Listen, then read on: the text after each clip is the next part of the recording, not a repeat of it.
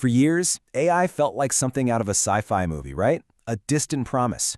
Well, now it's here. And it's not just changing our gadgets, it's completely flipping the script on the workplace. So let's dive in and figure out what this AI-driven transformation, this so-called job apocalypse, actually means for you and me. Okay, so let's get right to it.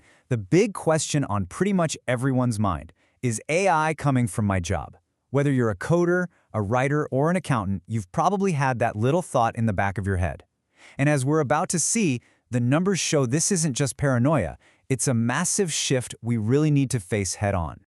All right, let's kick things off with a number that is, well, it's pretty hard to wrap your head around. Goldman Sachs projects that generative AI could affect up to 300 million full-time jobs across the globe.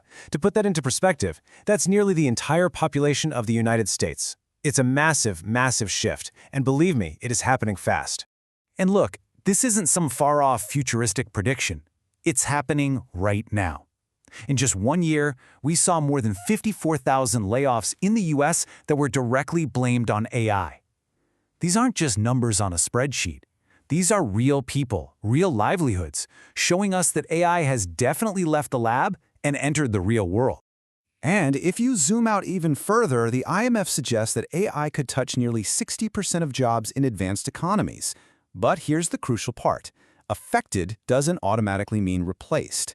For about half of those folks, AI is going to be more like a co-pilot, augmenting their skills, making them more productive. But for the other half, yeah, it's a very different story. We're talking direct displacement. So, who's on the chopping block in this new landscape? Because let's be real, this AI revolution isn't lifting everybody up equally. No way. It's creating this huge divide, clear winners and, well, clear losers. Let's dig into who's on which side of that line. And don't think for a second this is just some small startup thing. We are talking about the absolute giants of the industry. Look at this, Amazon, Microsoft, UPS. These companies are being super upfront about it. They're linking massive layoffs directly to their AI strategies, using automation to streamline everything and, yes, replace thousands of human jobs.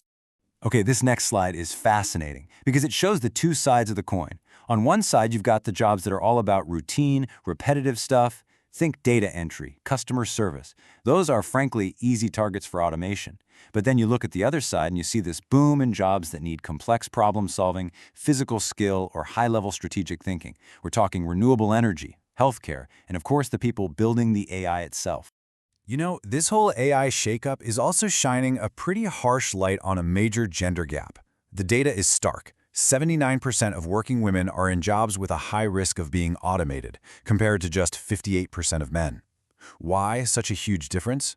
Well, it's largely because women are overwhelmingly represented in those administrative and clerical roles, basically the front lines of where AI is making its biggest impact. And it's not just about gender, there's a huge generation gap too. Younger workers, the ones just starting out, are more than twice as likely to worry about their jobs disappearing compared to folks nearing retirement. It really paints a picture, doesn't it? A long, kind of uncertain road ahead for the next generation of the workforce. Okay, but it's not all doom and gloom, I promise. This isn't just a story about jobs being lost. Just like with every big tech revolution before this one, from the steam engine to the internet, it's also a story of creation. So let's flip the script and look at the new opportunities and new frontiers opening up. I mean, have you ever heard of an AI trainer? A few years ago, that job title would have gotten you some weird looks. But now, these are the specialists who are literally teaching the AI models, fine-tuning their algorithms, and making sure they're accurate and unbiased. It's a role that's all about collaboration, where humans and machines work hand in hand to build better tech. And here's what's really cool. It's not all about being a hardcore coder or a data scientist. Look at this list. Some of the fastest growing jobs are in fields like healthcare and renewable energy, wind turbine technicians, nurse practitioners. This is a huge sign that AI isn't just creating more tech jobs, it's driving demand for skilled people across the entire economy.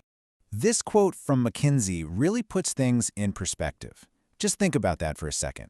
A third of all the jobs created in the last 25 years didn't even exist before then. The internet created professions we couldn't have dreamed of, and AI is doing the exact same thing right now. The real question is, are we going to be ready for them? All right, so how do you actually navigate this brave new world of work? Because this isn't something that's just happening to us. We can be active players here.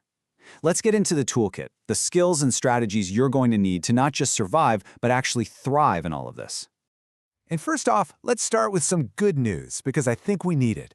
Even a decade from now, projections show that 2/3 of all work will still require a human touch. We're talking about the stuff AI just can't do. Creativity, critical thinking, emotional intelligence. See, automation isn't really replacing us, it's pushing us to double down on what makes us human. So what exactly are these human skills we keep talking about? Well, employers have been pretty clear.